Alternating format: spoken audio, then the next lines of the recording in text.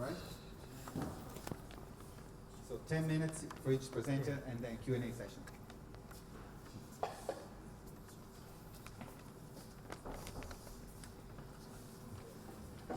Good morning.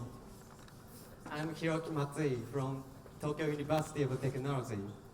Our main interests are acoustic signal processing, voice recognition, and applying them to various fields. For the last few years, we have been focusing on visualization of live coding music. We have created an audiovisual performance platform called Ripple for live coding. The aim is to generate visuals directly from the feelings of improvisation. This platform uses two types of musical elements. One is the code information from the live coding environment. This is output in sync with the beat sequence, so you can make motion sync with the music. And this is often used in recent live coding performance. The other is high-level music information analyzed by machine learning. In the field of music information retrieval, music genre, mood, and impression are visualized. We used this technique which was not used much in performance context. Our method provides an integrated audio visualization using these two elements. Here's what we did. You can see the system overview in this picture. I use tidal cycles to play music. The output of tidal contains various information such as sound trigger, effect value and effect type and value, and code length. The output audio is analyzed by the machine learning module, and the result is sent. Finally, these signals are visualized in open frameworks. Next, I will explain the machine learning. As I said, tidal's OSC signals contains a variety of information. It can support motion triggering, but it's not enough for us. We wanted to visualize the abstraction and atmosphere of music, and we think machine learning is suitable for this task. Ripple calculates abstraction and atmosphere of music using models of my own listening. We collected training data and leveraged it to build the model. We used 2 hours of audio data from my tidal performance.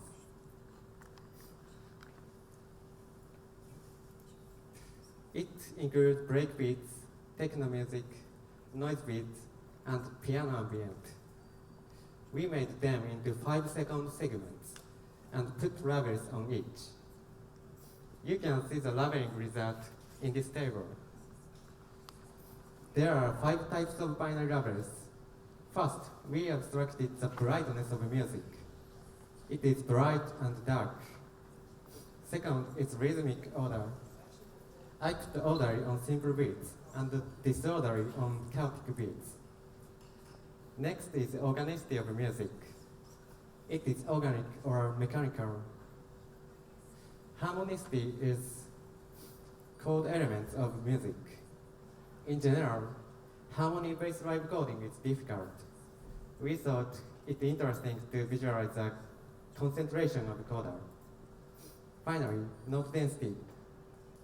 It is sparse or dense. By combining these elements, you can visualize the atmosphere of music. Then, acoustic features were extracted from each segment. They include spectrum, power, pitch, etc. From the acoustic features, a model is built using machine learning. We have chosen support vector machine regression for the algorithm. With this method, the result is floating point numbers in range 0 to 1. For example, light is 0, and dark is 1, and half rate 0.5. In visualization, the system analyzes performance in real time based on the model. Acoustic features are extracted from a 5-second recording, and the analysis takes a few seconds. Therefore, it takes 5 or 7 seconds from the future extraction to visualization. Finally, the result is sent to the Open Frameworks in Open Sound Control Protocol. Using this method, we generated the visual. You can see example of the visualization in figure 2, and you can see the mapping of each signal to a visual in table 2. The signals from the live coding environment are sound triggers, effect values, and code lengths. Primarily, they synchronize beats and visual motion. The signals from the machine learning are brightness, rhythmic order, organistic, harmonicity, and note density. With the combining of these elements, you can visualize the atmosphere of music. For instance, when the brightness increases, the afterimage effect becomes stronger and the screen becomes brighter. In this example, I used the model that labeled myself. However, this labeling process allows users to visualize their own ideas. You can do anything depending on your ideas. I'd like to finish with some conclusions. Firstly, we used two elements of generate the visual. They are code information and high-level music information. In particular, live visualization of high-level information is not yet very common. Secondly, we have created a machine learning model to visualize the atmosphere of improvisation. I recorded my tidal performance date and labeled it myself. Then, the acoustic features were extracted and the model was created using support vector machine. Finally, we showed an example of visualization. Code information and movement synchronized with the beat. This is not possible with the speed of machine learning. And high-level information applies abstract of music to visual. This is not possible with code information alone. You can do anything by designing the labeling and mapping process with your own ideas. What we want to do next is simplify the labeling and model building process and make Ripple easier for everyone to use. We also want the visualization of machine learning process. Machine learning is useful, but generally invisible. If we could project the analysis process onto the screen, it could lead to a good human-machine relationship. Our system and code will be released on GitHub this spring. First, we will publish the model we built. Next, we will release a platform that makes it easy to build your own models. Thank you for listening.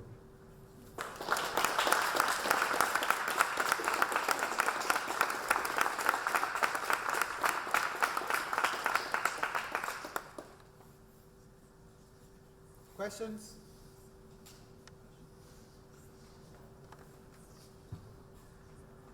So is it published on GitHub already, or you will publish on GitHub?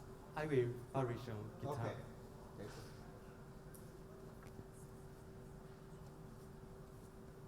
Did you use it live? Yes. But you didn't use it the other day. Yeah. Did you use it on Wednesday? You weren't using it. No. I use it Wednesday. Once. No, Wednesday was. Oh, Wednesday. It was. It did. Oh, yeah. I'm blurred now. I can't remember. And tonight, maybe. Yeah. We'll see. If we manage to get it short, we go again at it.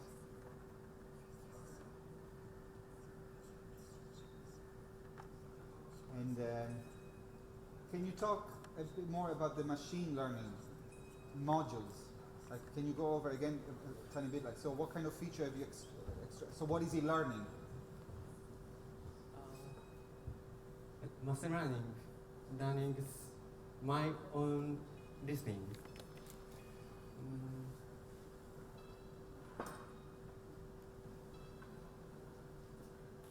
So what kind of graphics is he learning from? Is he learning through examples? Yes. What examples? if music become brighter, visual become bright. Okay. I see. Yeah. Okay. Okay. So it's just numerical manipulation. It doesn't learn from examples of other visuals. That's very good. Question? All good? Yeah. Thank you very much. Thank you very much.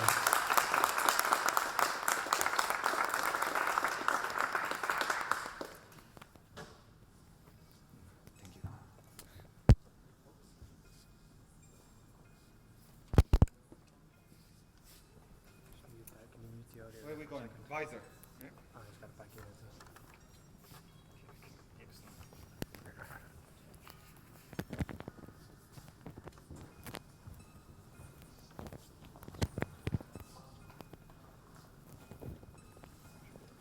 Cool. Let me know if it's true.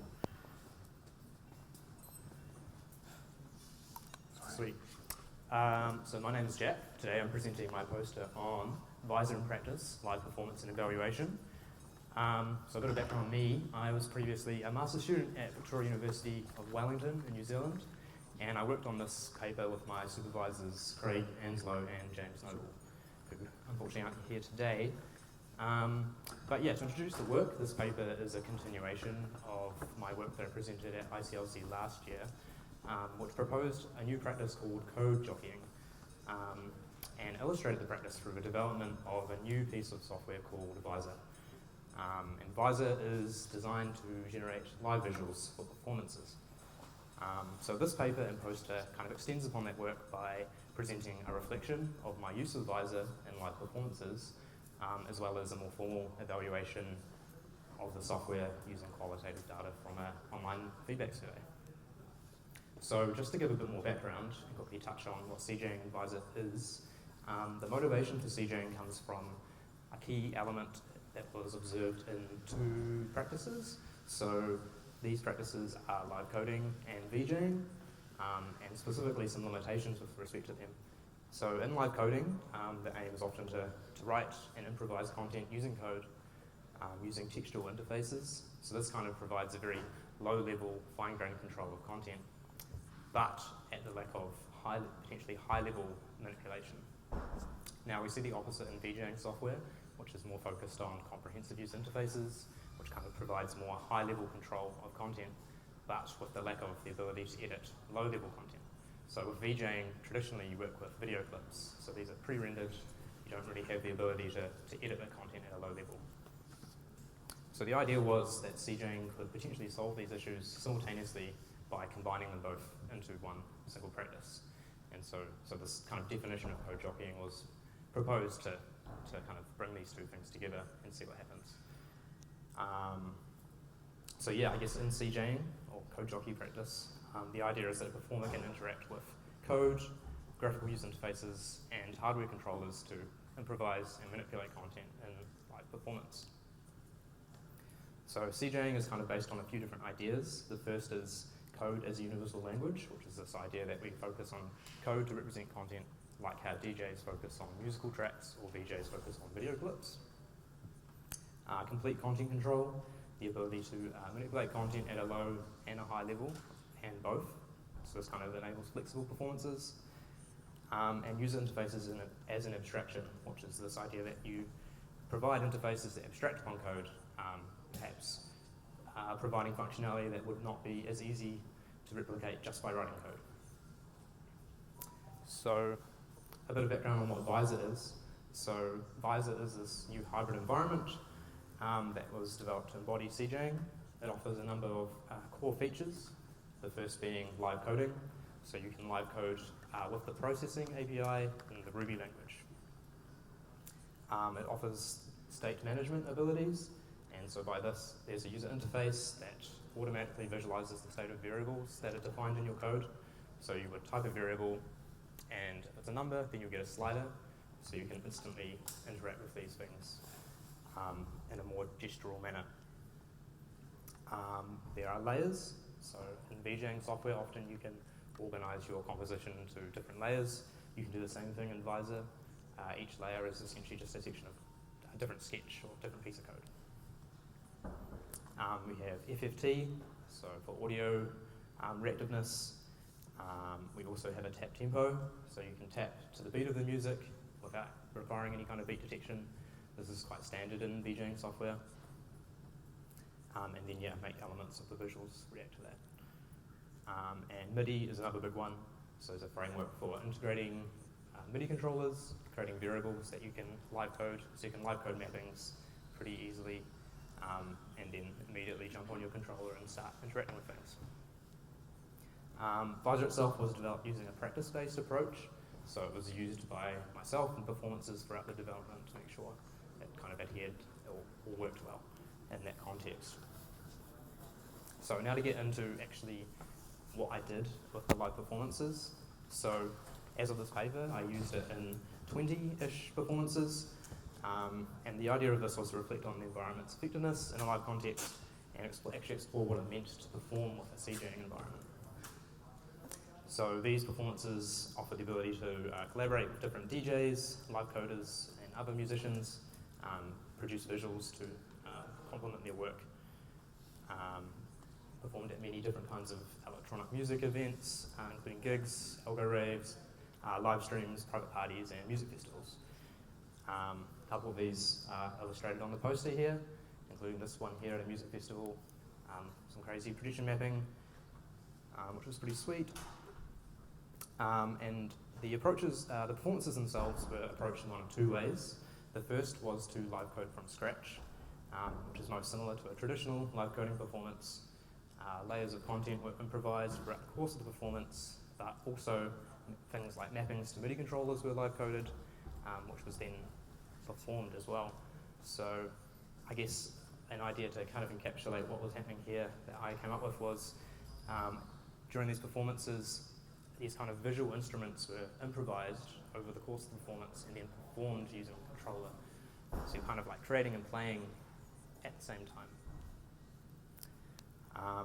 The second approach to performance was to use more pre-prepared code. So in this sense, it's more like a VJing performance, in that you have your content up front, organized into layers and pre-mapped on a MIDI controller. So you can turn up, plug in, and essentially just start playing on the controller. Though the integration with live coding here meant that during these performances could also manipulate content at a low level, which often happened, or the ability to update parameters to map to like audio-visual type stuff, which may only make sense in the context of when you actually know what the music is sounding like. So add a bit of FFT here, add some tap tempo here and there. So that this kind of live coding also occurred. So to reflect on these performances, there are a couple of kind of key issues that came out with the CJing practice. The first one is this need for careful consideration between when you're designing the relationship between user interfaces and code. So in Visor, there are ways you can manipulate the state of what's going on through code and interfaces. And often what would happen is if you try to use both approaches, you would kind of override what's happening through the other modality, which can cause some issues. So you need to be very mindful of how you design these relationships. And the second thing was the need to switch contexts. So when you're working with different modalities, such as live coding, you've got a MIDI controller, often it was very difficult to do both at the same time, you can imagine. I only have so many hands. But yeah, so it was hard to improvise new content while also manipulating existing content using controllers at the same time.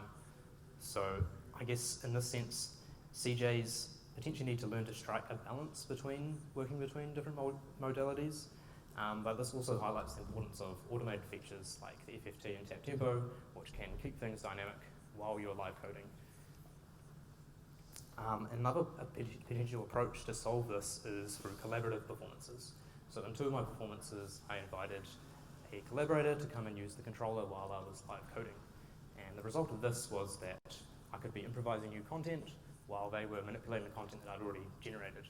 So you didn't really have that friction of context switching. It was more of an issue of how do you communicate what you're developing.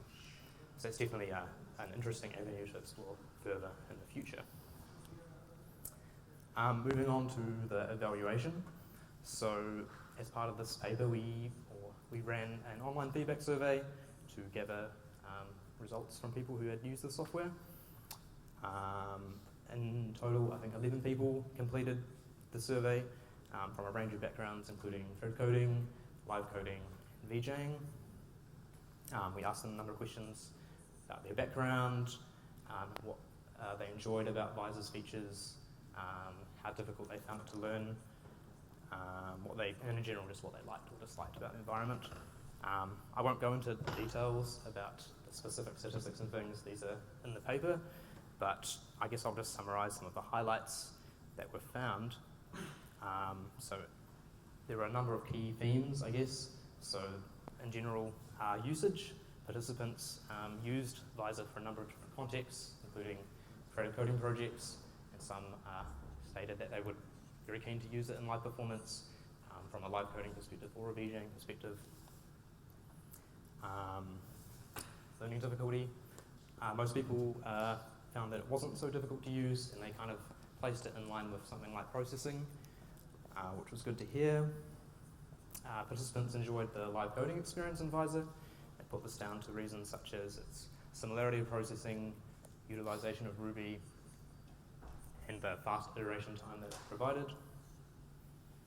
The state management was found effective for a few reasons. These included the slider interactions, providing some kind of visual confirmation when you're debugging things, and the ability to change variable values without inspecting the code. The layers were also quite a hit. People really enjoyed the metaphor that is provided there and how it's kind of similar to something like Photoshop. Quote as very intuitive to use, but the blend modes provide a lot of variety of your existing content just to make a small change and you get a very vastly different output. The FFT was also nice. People enjoyed the ability to visualize the FFT in the interface, so it kind of makes sense of what they could map things to. Temp tempo was effective for syncing visuals to the beat of the music. The MIDI was one feature that couldn't really be evaluated very well. I think a lot of people didn't have access to MIDI controllers, so only one person successfully used it.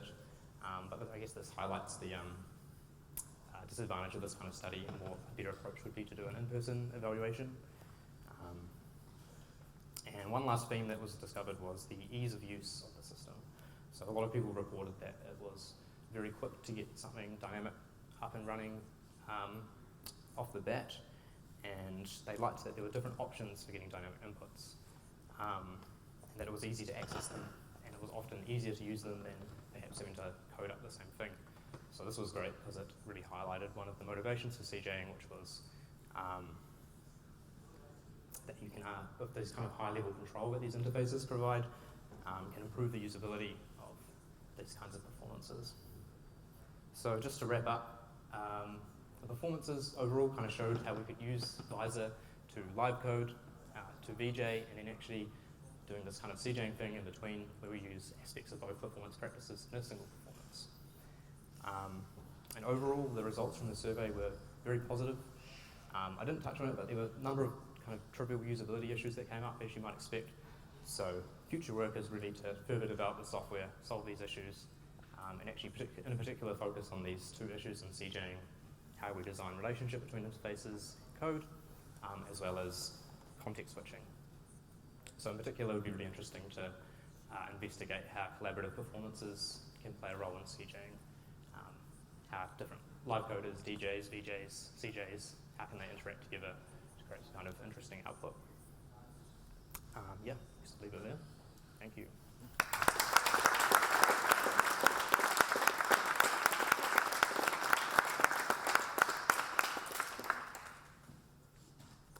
Questions? Yep. I tried to use it at some point, but I already got into the Ruby thing and kind of stopped me. How difficult would it be to put in listening languages?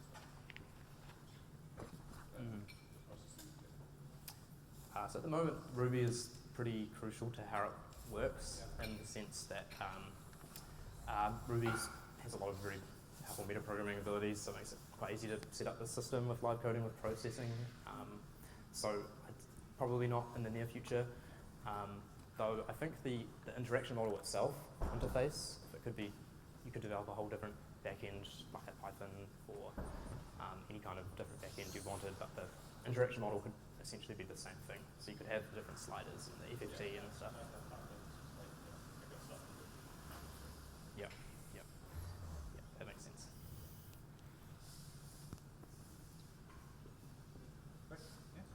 Oh, sorry.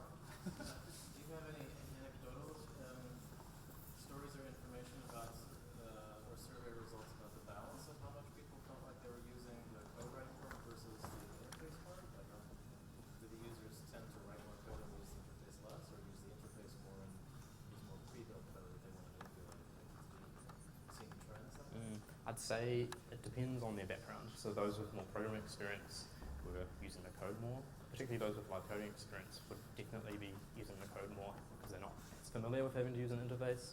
In fact, I guess they deliberately choose not to when they're live coding.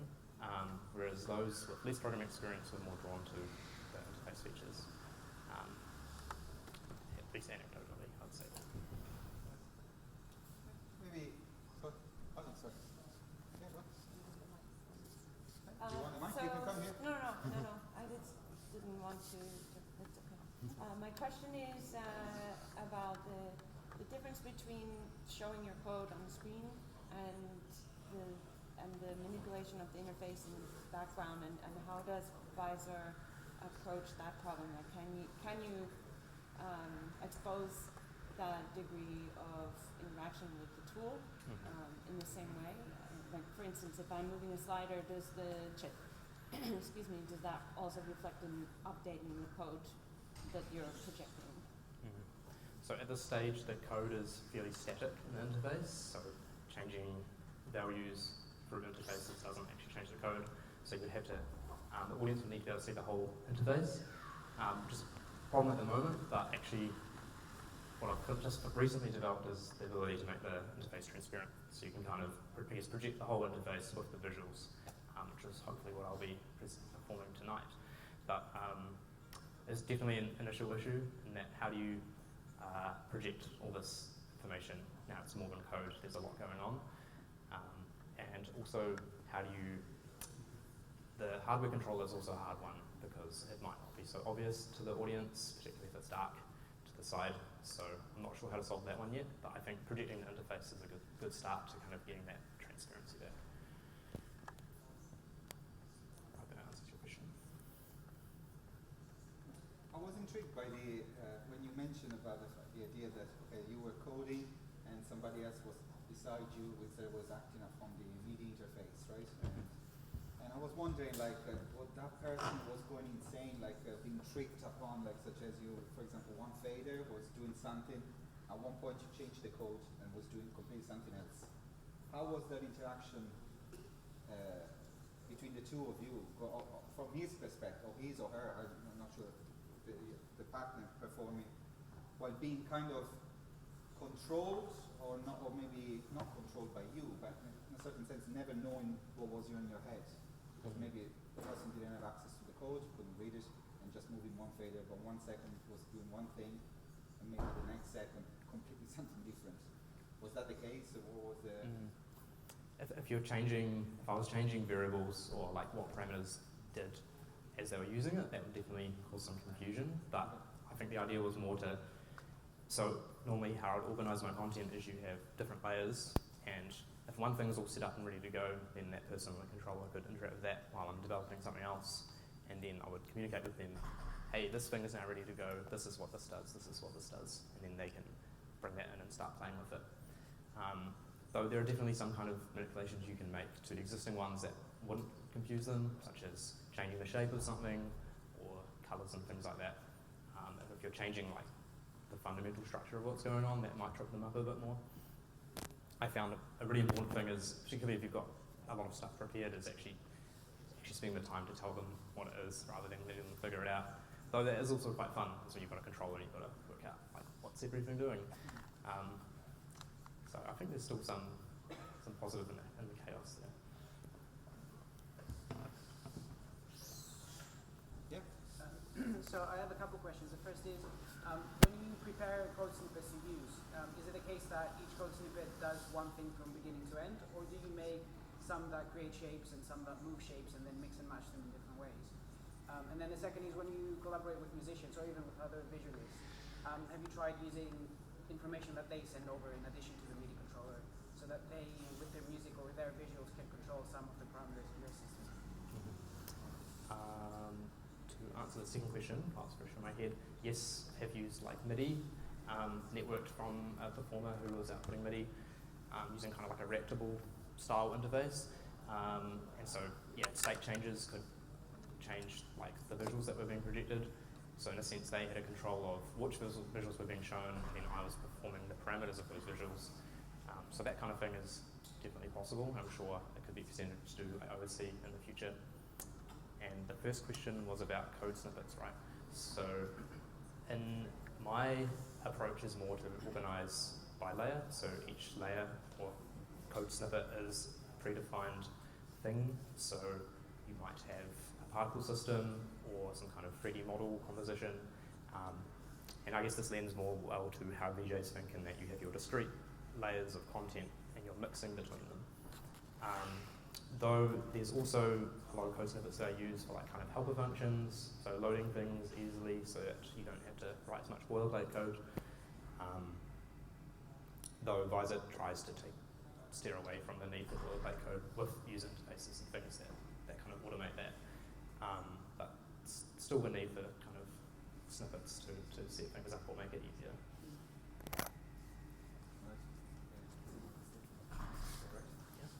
So one thing, Neil sent an email just 30 minutes ago to all the performers at the Algorave tonight.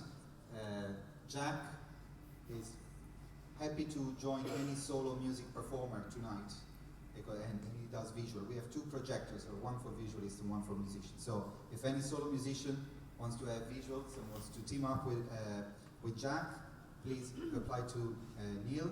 And also Giovanni is in the same, is a visualist as well. If there's another musician that wants to, I would and like to do visuals for any. What's your name again? Sovan. Sovan, as well. So we have three visualists. If there are three sound people who wants to have visualists, please reply to Neil now. Thank you. Right. Thanks a lot.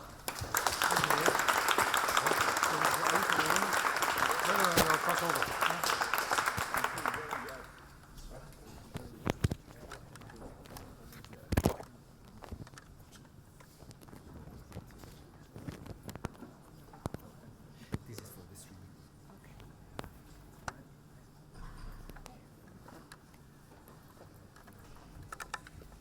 Hi everyone, thanks for having us here today. I'm going to be talking about our environment for meta live coding performance. I've been working with another colleague of mine at the Centre for Digital Music in Queen Mary. And so we've got a really fancy QR code scanner if you want to check out the paper. And we've also got a prototype of the system as well, so you can kind of have a go. So we're thinking about meta performance. Live coding languages often have domain-specific affordances for sequencing changes to musical structure over time. And then live coders will often work within the constraints of these chosen languages, sequencing parameters that the languages allow within the language's timing framework. So we're presenting a novel environment for an already existing live coding language called Liturgy.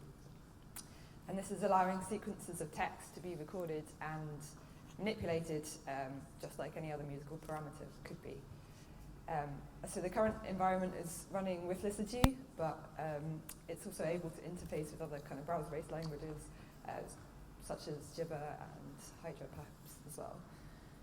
So live code can kind of be thought of as a form of musical score, with a focus on exposure of these cognitive processes. And we wanted to kind of further these ideas and thinking about how these notation changes in a meta way. So we're presenting this browser-based environment which allows this sequencing of the text buffer.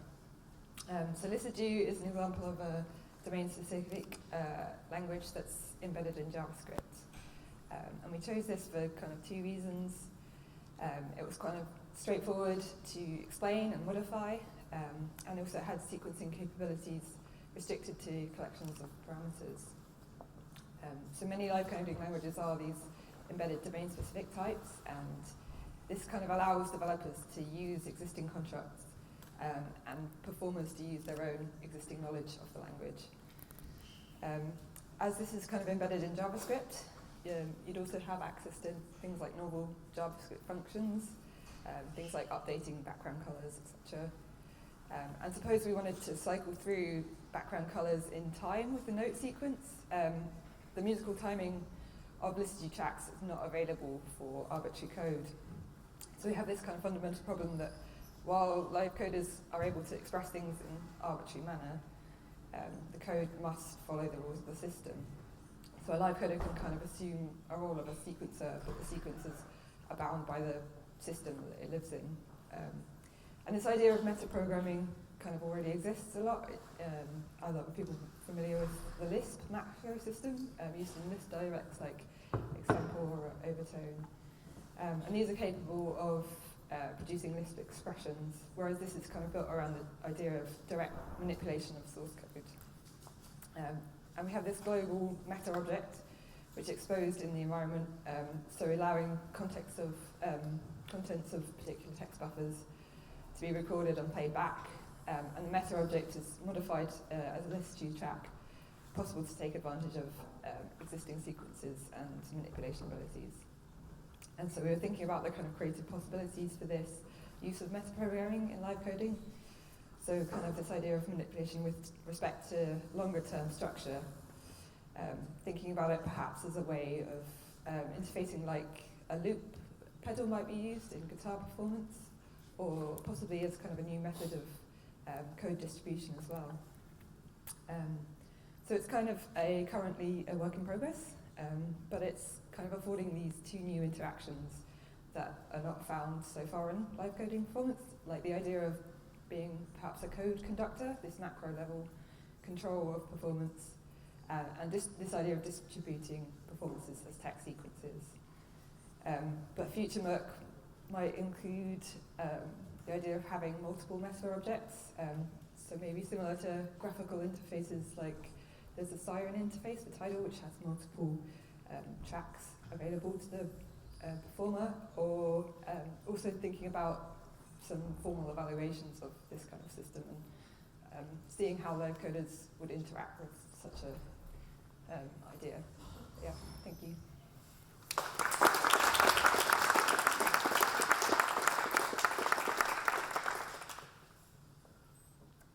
Questions? No, sorry. There you go. Hey, John. Will there be an opportunity to see it in action at some point? Not today, but hopefully soon. Okay. And you can have a go already if you follow the link. So. There's like a QR code? sandbox or like a sandbox where you can play. Yeah, yeah. Are you going to share on GitHub or some of these? I think it's up on GitHub already. There might be a link in the paper, but Okay. Cool. it definitely will be available for open source. Can you talk about switching between these different levels of performance? If I'm understanding this correctly, like going from the actual liturgy program to like jumping up to this higher level. Yeah, sure. So the code here, we kind of have the meta object, which is like saving things for the buffer. So you could perhaps type out a sequence and kind of play with it just in the kind of normal abstraction, and then moving towards the meta, you would like start recording and like save that sequence, and then you could kind of shift it in a different way. So like here in liturgy, so we have the beat, which is kind of controlling the timing, so you can kind of time stretch it in and out. And yeah, perhaps as just a way to kind of test ideas at first, or kind of then thinking about how that might turn into more of like a track idea, if that makes sense.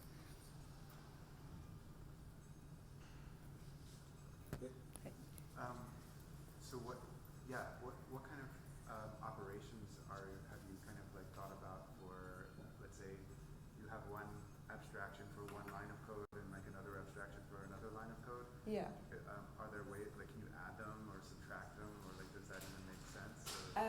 would be cool. So I'm not that familiar with the liturgy language. I'm not kind of aware of how that would function. But I think if you could do something like that, that would definitely be cool. Can you do it? What's that? Can you do it? Well, I was just thinking also because like with the visor, this whole like code jockeying idea is a bit similar, Yeah. except you're kind of like doing it with actual more code. Mm. And I was just thinking, what sort of affordances does it open up to keep working with code versus working with like higher level abstractions in a visual environment? And I was thinking, well, you have all of these manipulations that you can do in code, like adding things together, subtracting things, multiplying things, Yeah. which maybe requires some kind of artistic intervention in terms of thinking, well, what does it actually mean to add two pieces Yeah, of code definitely. together? But it could maybe be very expressive in a way that a GUI-based system wouldn't be.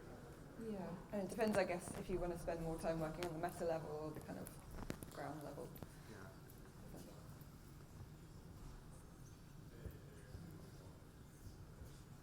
Good? Okay, thank you very much.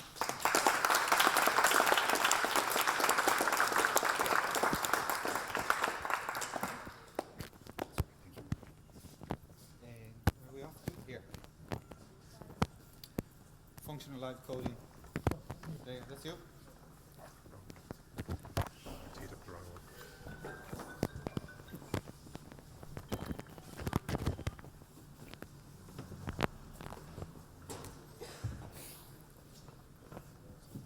Hold on, I have too many mics.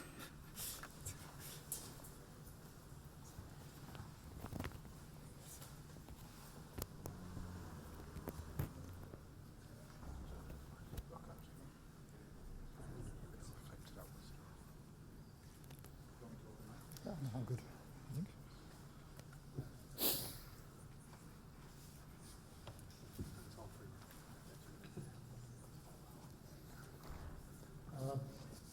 Hello. I'm not going to try a demo, I don't think, because I've only got 10 minutes or so.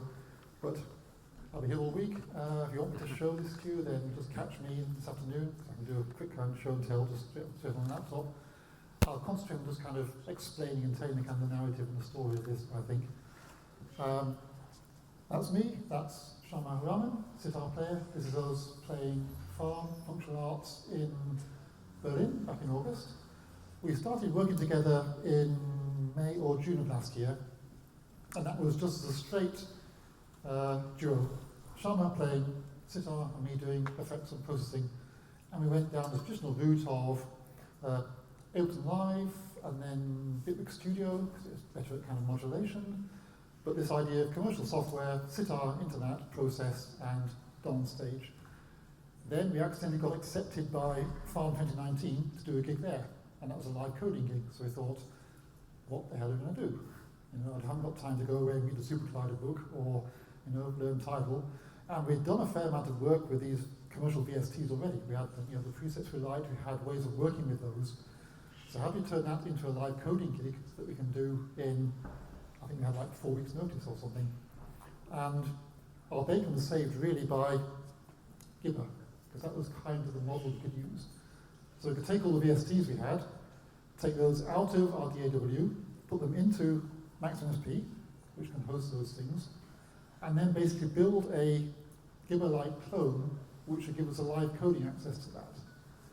So the way that Gibber works, I'm sure Charlie will correct me if I'm wrong, is everything runs in the browser, it's all JavaScript, evaluation, the IDE, the programming interface, and it squirts commands and load of events into Max, which then does the work. And if you're in Max for Live, you can then drive and live and so on. Because most of my live coding practice is in Clojure, I built the tools slightly differently. So I started with essentially a web programming stack called Figwheel, designed for live coding to web pages, developing web pages interactively. Move that from the browser into Node.js, because Max now supports Node.js internally, and then Emacs for the coding. So code in Emacs, write in Clojure, compile that, it then gets compiled to JavaScript by the Figwheel server, it then gets pushed across the wire into Max, and then replies get pulled back across the WebSocket and presented back into Clojure. So it's like a live coding environment, looks like Emacs, looks like real live coding, but everything's going down across the wire into JavaScript, into Max, and back again. So that's kind of the tool chain. The other thing Gibberwalkie gives us, which I ripped off wholeheartedly, is this idea of generating sequence code 1 beat in advance. So Max has got its metronome running, which you can just about see on the screen there, and on every beat it asks for events for the next beat along. Just so that there's very low latency, because all the work is done way in advance and it's kind of decoupled. Gibberwalkie has a whole pile of interesting pattern generators and scale generators. I have none of that at all, other than just very simple beats, because I don't need complicated compositional pattern making, because I've got a sitar player who can do all the cool stuff, and all I need the step sequencer for is either very, very simple rhythmic backing to that, or step sequencing control of effects processing, where we wanted to have some kind of rhythmic base, but what you hear is the sitar being processed by that rhythmic processing, that rhythmic effect, rather than anything kind of laid onto it. Most of the work really was getting the VST control to work. I could have gone Max for Live instead of Max, but the way that files are handled in the Max for Live environment doesn't fit in with the way that the entire ClojureScript stack handles files, and it's generating stuff through the Google Clojure compiler. So I just stuck with straight Max. I thought that's a bit more honest, a bit simpler, makes it a bit more edgy. Built a matrix mixer. So there's 5 or 6 VST effects here, and any one of those can feed into the matrix and fed out of the matrix. So they can be stacked in any order just by controlling the matrix gains. The hardest thing really was controlling the VSTs, because some VSTs believe in presets, some don't. Presets are a bad thing anyway, because you can't really do any of the live coding stuff, you're just kind of recording things. So what I really wanted, and this is kind of the open research question, or the bit that's not working yet, or the bit I might bring back next year and make it work, this idea that you're working a functional language, so no side effects, you're just building these states, and you can somehow build states which are the entire state of your mix and all your VSTs at the time, and then build a second state as kind of an incremental alteration of that, which is a different effect, but always be able to go back to previous states. Recall that we're not really kind of a live coding band here. We want to be able to kind of have cue points which are predictable. Certainly we've got an acoustic musician. She wants to be able to have things that she can know when she's in a certain state and hear particular cues. And the challenge really was, if I was working purely in Clojure or in Overtone, so Clojure and that kind of language-based software synthesis, I could build a system where I could jump around between these cues and morph between different states and morph back again, and do that for rehearsals and do that for live performance. With VSTs you can't. If you've got your pitch shifting VST and you switch algorithm, different pitch shift, it throws away half your parameters, and you can't get back again, except by unloading it, reloading it, recalling the correct mode, and then replaying with suitable timing gaps the parameter changes to get back to where you were. So the big challenge really was kind of having this functional thinking about setting up all these processes and have to deal with the fact that they are very, very imperative in terms of the way that you set parameters, and that affects the state they're in. And sometimes when you set something in a particular state, you can't easily get back to it without kind of rolling back to some kind of high watermark and then progressing again.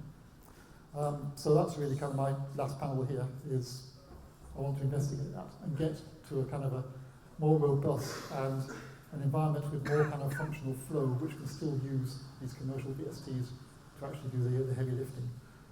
So that's kind of it, I think. I always forget to put up the page with the social media and stuff, so that is, that is us, Kyle Geometries. We have all the socials, the Twitters, the Instagrams and everything. Please give us a follow. And yeah, like I say, I'll be around all day for demos. I can show you this stuff working in all the gory detail, or I'm happy to take questions. Thank you.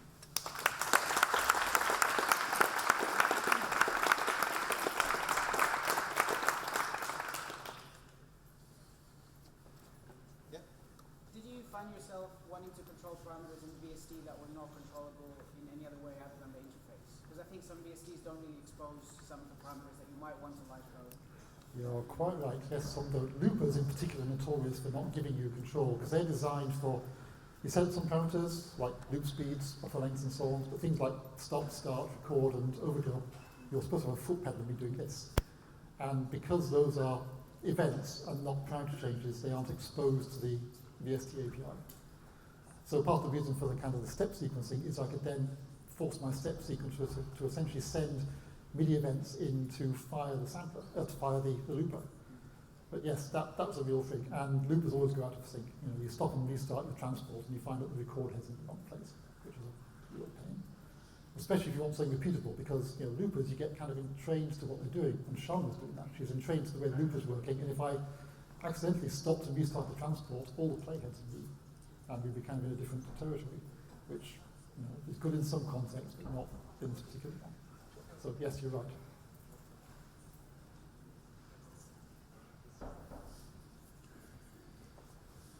Yeah. Sorry, I want to ask. Now that you've done that, will this influence what VSTs you will use in future performances? Like, are you thinking about changing what you use because of easy accessibility? I think the deciding factor there is some VSTs, like some real instruments, they have this idea of they'll run in 2 or 3 different modes. Like you'll buy an instrument and it'll have a switch or a button. It can pitch shift, and it can do reverb, and it can do chorus, and it can do something else. And the very fact that changing a mode completely scrambles all the other parameters, they get reset to some defaults, which means you can't then go back again. So they're very discontinuous. So all things being equal, a VST where all the parameters are continuous ones, where changing one parameter doesn't affect any of the others, and where making a change, you can then go back and undo that and rewind those changes. Makes life a lot easier. Until and unless I can build a software system that can kind of make that automatic, so every VST can be made to seem to behave that way by having a software that tracks these changes and can kind of replay them. And that's really what this is about. Kind of papering over those cracks and kind of working around the fact that VSTs are not designed to be set up and then kind of unwound in that kind of way. Does that answer the question? Slightly. I'll settle for that.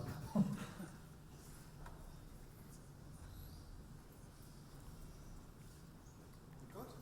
Okay, anyway, Thank you very much. here. I'll be here all week. Yeah, try the field. Right, thank you very much. Thank you. Right, so now, before there will be the artists presenting their own work, but before that, we have the head of the department who would like to say a few words to all of you. Tiziana Margari.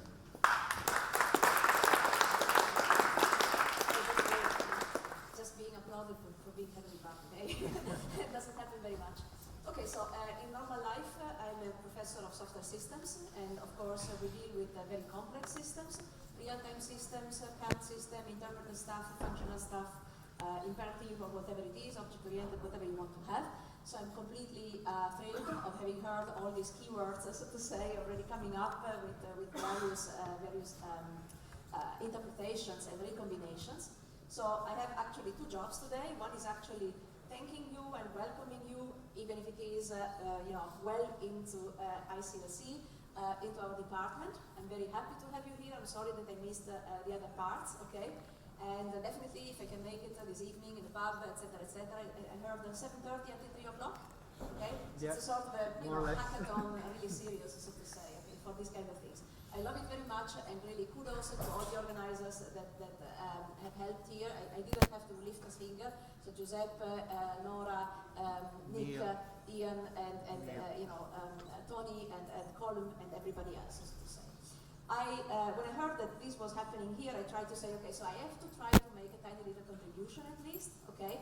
So there is something that is fitting but also not fitting, but okay, we are open-minded, right?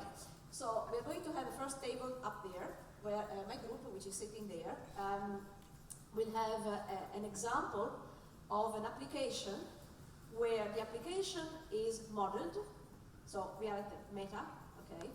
The design environment has been modeled in code generation, that's the meta, and then that's basically generated, so to say, from rules that are declarative, so we are at a meta-generated level, okay? There is an entire paper that has been called full meta, so we're really believers in that. The good thing of this is that if you have enough metas around, you can basically create meta models that abstract the characteristics of nearly everything, okay? So you can have a sort of a model that allows you to combine things that were not really meant for being built together.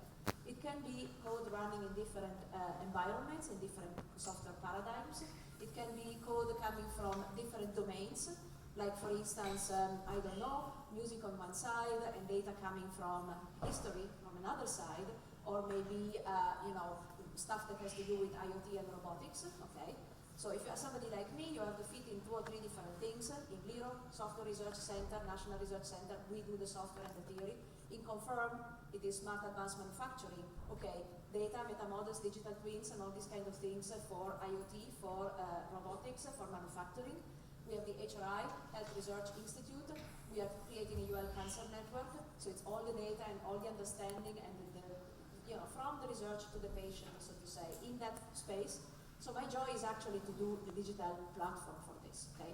So what I would like to have, we don't have it now, we can show you something on the basis of an example project, which is from the Digital Humanities. It is in collaboration with our colleagues in the History Department and with the library. There are 2 representatives of the library that are going to set up an extra poster there, where we basically are taking very ancient data that are available in a manual way. We are basically digitizing them with the help of students, okay? Through that app that I was mentioning before. We are going probably to correlate them with the census data, with other kind of information, coroner sources, etc., in order to get a multidimensional view about what was Ireland and the health of Ireland in the Victorian era, okay? Until the Republic was established. And the idea is actually to be able to do this, transporting, like transfer learning, so to say, transporting the way of doing things, the processes, the analysis or whatever, into the digital manufacturing area and into the healthcare area, okay? So my take to this is that we can use software, we can use AI, data analytics and so on, as little nuggets and capsules of functionality that you can combine, like processing, but a little bit more mathematics inside, okay, you can do more than that. In what we call in the service-oriented community orchestration or choreography, so you hear again, the terminology is actually coming from there. And the idea is actually not just to have the data and sit on them and do data analytics and AI on that. The idea is actually to be able, as a team, to interpret those data, understand that data, okay, together. That's the part that actually is going to be your future, second future, so to say, but is going to hopefully conglomerate, so to say, some of the technologies, some of the abilities that you are bringing, okay, so that instead of doing DJ and VJ or whatever for entertainment or for whatever other kind of expression, we are going to actually express ourselves as professionals, as carers or whatever, with the data and with the analytics that we have in order to understand better what is happening, correlate better live, okay, and basically take better decisions for everybody. So it's a little bit of a long-term plan. I still have a couple of years ahead. I have a bunch of new PhD students that have just started there. They can wave, okay? And we have, the first nanoparticle, okay, of that we can show you on the first table there. Okay, so thank you very much for being here. I really do hope that the next time that ICLC exists, we will have a more professional, let's say, professionally sound contribution in this area to do. And welcome everybody. Come back to Limerick. We love you. Okay? Thank you.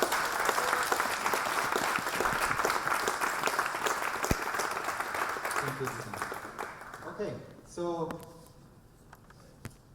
guided tour by the artist now for the installations, and then yes, you can spend the time watching the demos, the poster, and get more kind of personal conversation with all of them. Who wants to go first?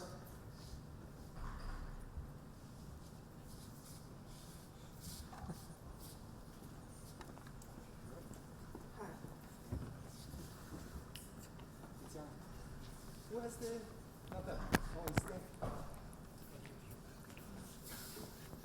Sorry, forgot to give it to Tiziana.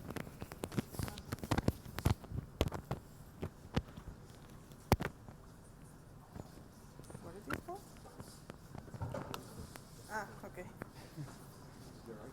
Yes. I was just confused. Okay, so we're supposed to give a tour of the installations. So we have an installation here, another here in the middle, which is mine. Okay, my installation is an autobiographical project. So it has 6 different mini languages. Why there are 6? Because I'm an artist and I just want to do complex things. So basically, what I did first is that I made 6 short texts in English. So each one, I don't think this is working, right? Is it working? Okay, so each one of the texts is related to like a feeling or how I see the world or how I have experienced the world when I was a kid, and also like me. Some of them are related of me moving out of Mexico like 2 years ago and a year ago. So yeah, one of the texts is called escribir, which is writing in Spanish. The other one is leer, which is read. The other one is observar, and ver, which is the fourth one. And observar is watch, and see. So it's kind of like two ways of relating the eye. And the other 2 are also related to 2 ways of hearing, which is hear and listen. In Spanish is escuchar y oír. So I made these 6 very short texts that you can also see here if you are more interested in the process of doing these mini languages. And I made them in English first, and then I rewrite them in Spanish. But it's not really a translation of the English part. When I was rewriting them, it was before after moving to Canada. So there were just like an interpretation of my first text. So it's kind of like a different version in Spanish. So basically, what I wanted to do with the text was like to just trigger memories in myself. So yeah, I remember the first one. I was just sitting in my room in Mexico with a very good light. That's kind of like the first image on the text. I'm sitting in the room with a full of light or something like that. And then how that memory triggered other memories from my childhood, but also from my present. So that's how I made the text. So yeah, so I made the text. Then I wanted to do an installation, an audiovisual installation, like very just doing the video, doing the sound, and that's all, just put everything together and just complete a funding that I had in Mexico. But then I thought, okay, I'm here in Canada, I'm learning how to build things or write things in history with David Awkward. So yeah, that's a way of me just learning history because I'm not a programmer, I'm a visual artist. Just an excuse to learn more. So yeah, so I decided to make my life difficult and make 6 parsers with history. And so I was working last summer in these languages. So basically what I wanted to do is, I was very interested before going to Canada in electronic literature and e-poetry. So yeah, so this is a way of mixing live coding practices and also e-poetry practices, which I think is, they're basically the same for me. So yeah, so each text, it's kind of like a way, it's readable, like it's you can understand it, like a human can understand it, but it's also the computer can understand it. So yeah, so it's kind of like a text that is a version of each of my writings, and it kind of like triggers either sound or visual. So the one that is read and write, they trigger voice samples. One of them that is in Spanish, the syntax is in Spanish, it triggers voice in English, and the one that is written in English, it triggers voice in Spanish. So the voice in Spanish is my dad, and it's also related to me when I was a kid, and he used to read me. And the one in English is actually a friend from McMaster, an undergraduate student for the multimedia program, Victoria. So she helped me.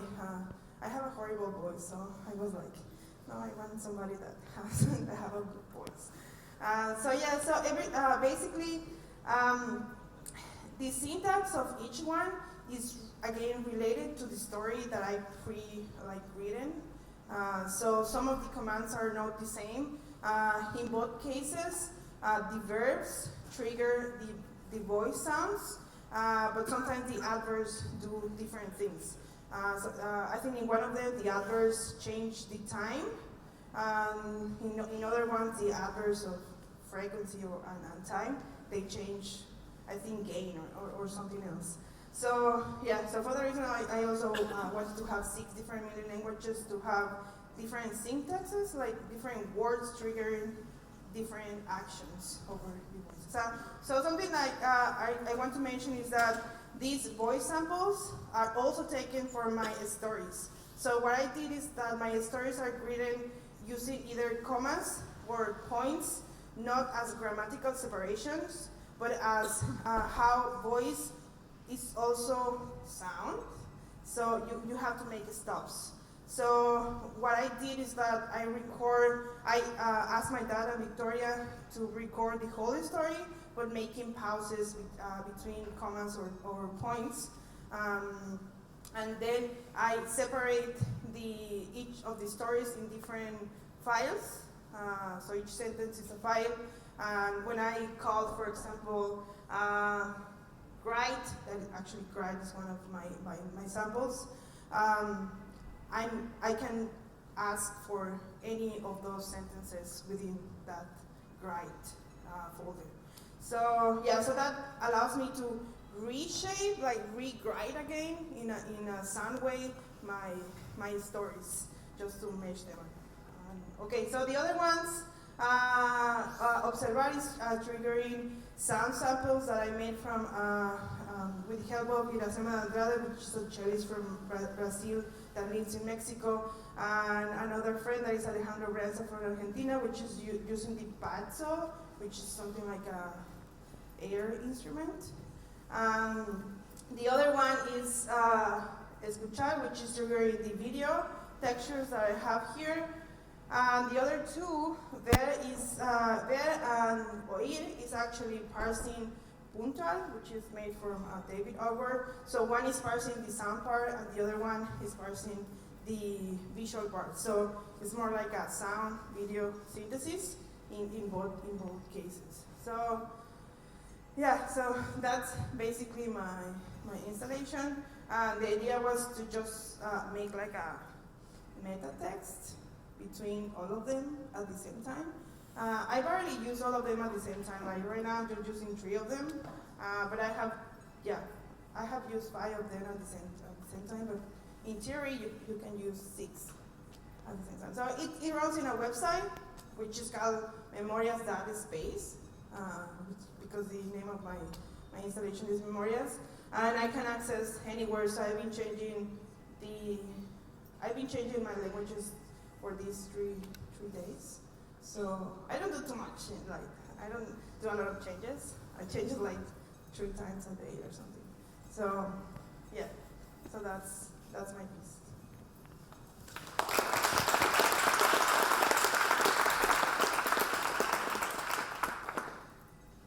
Do you have questions, or we go through through the installation and then you can ask individually? We go with us, yeah? So we take it more as statements. Yeah.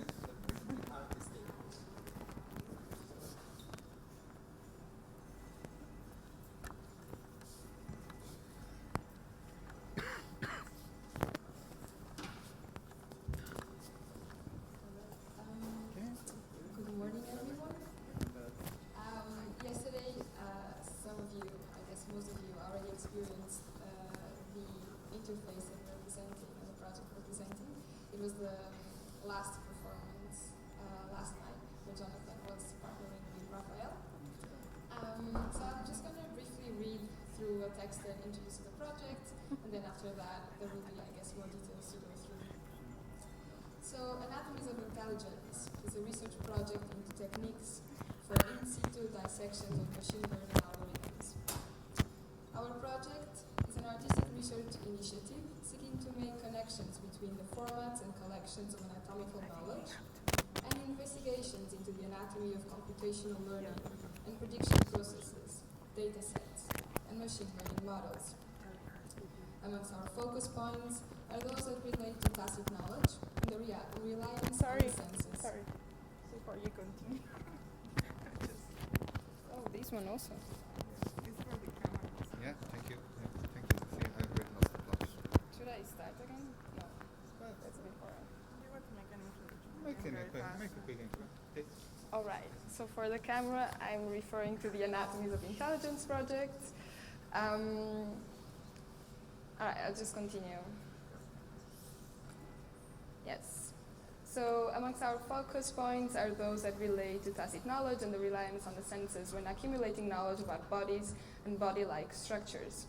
Until this point, we have opted for the live algorithm setting as a way to bring out an embodied presence of existing with and within the other bodies of data science. Dissective, preparatory, and demonstrative gestures lie at the center of our approach. And by developing our own demonstration tools and data sets, our process-based methodology brings to surface the artisanal human acts of craft and gesture inherent to such processes. We began the project by building an online repository, which is what you see here in this installation, which gathers terminologies and techniques for a critical examination of the anatomy of learning and prediction processes, data corpora, and models of machine learning algorithms. This catalog is a living research document into the history and present of anatomical science, as well as anatomies of artificial intelligence algorithms and data stewardship practices.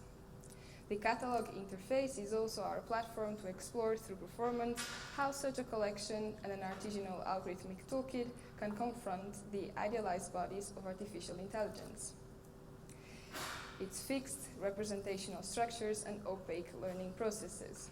So this is quite a claim to say that we are making that more transparent and easy to understand. It's also for us a learning process. Yeah, so I'm gonna hand out some papers. I hope there's enough. If not, we will be sure to, everything is online. So, and following the sustainability practices of this conference, if there's not enough paper, we're sorry, but it's also all online. So what you're now reading is what we print in the web console when we are doing this clustering algorithm. And you also have then also access to all the code in the bottom of that paper. So we call that function, and that's how basically we decide which, how the clustering functions, so which categories we are clustering. And here I will also pass this one around. You have all the entries we have in our data set and all the tags, so all the categories that we've gathered so far. Okay. Do you want to speak more about the data set?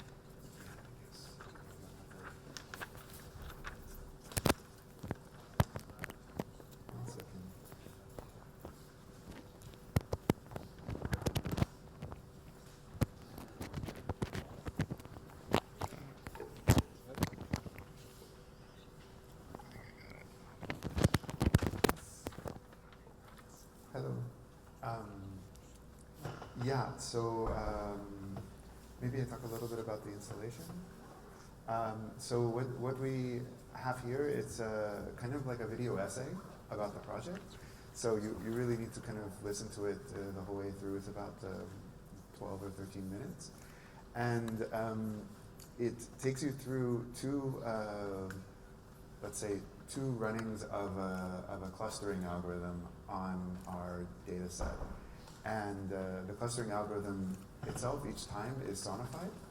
So it's all, it's kind of a self-made implementations inside the browser using JavaScript, and then created in such a way that it can be distributed over different sort of timescales that are a little bit more human, at the human level. So each step of the algorithm is sort of broken apart and then sent to synthesis engines to be sonified. And the video essay that kind of takes you through these clustering algorithms is intended to kind of give you a sense of interconnection. There's even a point at about halfway through where you're asked to close your eyes and just listen to almost like an internal meditation that we take you through. And I think that the core idea of the essay is to connect ideas of, let's say, like multidimensionality in machine learning processes and the multidimensionality of feature vectors and attempting to kind of understand direction and orientation within these systems, and similar ways of knowing direction and orientation within anatomy and within your own body. So that's kind of the spirit of the essay, I guess. Just to add something, so to the more human comment, I think we wanted to make this process a bit more readable, as in general life coding practices. When you print the code, you expect people to read it. So when you're doing a clustering function, when we trigger these functions, they happen in it's not perceivable. So by printing that process in the web console and by making that into a sonified process, you can actually go through it and understand what's going on in ways which are generally not accessible in these practices. And yeah, I guess there will be questions around all of these, but already to connect to some of the presentations, we are building our own data set while doing this research. So it's a very small data set. Also, we very much connected this to one presentation that was claiming the amount of computational power that is necessary for these things, and how we can also rethink that in our practices. So we are certainly doing something that we can run in our machines. We have a very small data set. It's hands-on, as it has been mentioned in previous presentations. So a lot of this is pretty much our decision in how we want to engage with these methods. And it's very biased also, because we are doing the categorization ourselves. So it's pretty much our way of looking into the whole research project that gets rendered in the screen, and then becomes a narrative for these live coding performances. But we also still encounter a lot of surprises when we see the clustering and when we see new relations being emerging. Yeah, just maybe to add on to what Joanna was just saying, this made me think. So when we approached this project, we were kind of just interested in anatomy. I mean, we're both based in the Netherlands, which, especially in Leiden, is kind of one of the was one of the major centers for early anatomical research, kind of in the early Enlightenment era. So there's a lot of really interesting history there about how anatomical knowledge was sort of collected and structured and analyzed. And one famous example of how this knowledge became sort of a spectacle or a performance was the anatomical theater, and there was one of the biggest ones in the world was in Leiden. We actually went to visit it. And this project really started with kind of a fascination with that phenomenon of kind of performing knowledge, and how that could be kind of compared to the current sort of epistemological shift we're experiencing in computer science, where AI, if we dare use that term amongst people who know anything about computer science, where AI is kind of being demonstrated as this spectacle of like new knowledge. And so we started just gathering references from early anatomy, but also like kind of different ways that AI is presented in kind of the popular consciousness, through diagrams or through language or through these kind of things. And we didn't really know how to connect them. So we thought, well, let's look into unsupervised learning as kind of a way to sort of practice what we preach in a way. Like if we're claiming that there's a new epistemological way of doing data, then let's let such a system actually create our epistemology for us. So in a sense, this is also kind of like a knowledge, an exploration in how knowledge is created and how learning processes kind of claim to present some sort of authoritative knowledge, and how we can like use live coding as a way of kind of breaking that open a little bit and giving it some space and making it at the measure of man, I guess, or woman, or anybody. Well, just referring again to the Enlightenment way of thinking, this idea that like man is the measure of everything, not trying to be on PC. So I don't know if we should be wrapping up, but indeed, like we're starting with the 17th century. So, but that's also important.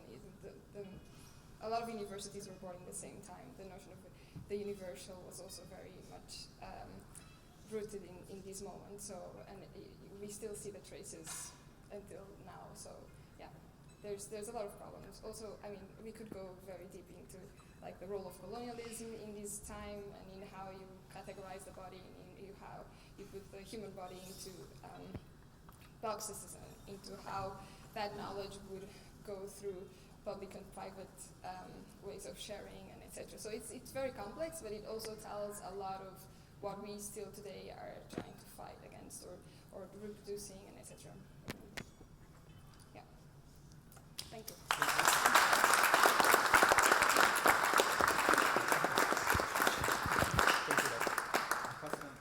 The third presenter? Oh, she's not here. All right. Okay. So you of course